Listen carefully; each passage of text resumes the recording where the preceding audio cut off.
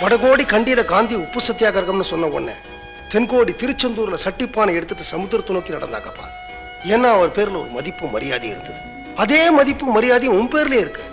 ஆனா நீ ஒருத்தனை நடு ரோட்ல விட்டுனா வீட்டுக்குள்ள ஓடுறாங்க. ஏன் தெரியுமா? கூடவே பயம் இருக்கு. நீ எடுத்த ஆயுதம் தப்புப்பா.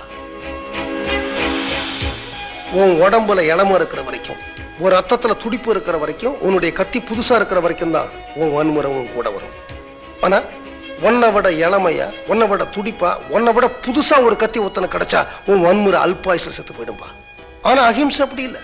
25-30 வருஷம் ஜெயில அடைச்சா கூட சின்ன பையன் மாதிரி வெளியில வரும். Nelson Mandela. உன்னுடைய வன்முறைக்கு தான் கவசம் ஓட தேவை. ஆனா அஹிம்சைக்கு 4 முழம் துண்டு போதும். மகாத்மா காந்தி. உலகமே பேசுது. நீ எடுத்த ஆயுதம் தப்புப்பா. நான் இவ்வளவு சொன்னதுக்கு அப்புறமும் நீ உன் வழியில தான் போக போறேன்னா, நீ வெட்ட வேண்டிய அடுத்த ஆள் நான் தான். ஆமாப்பா.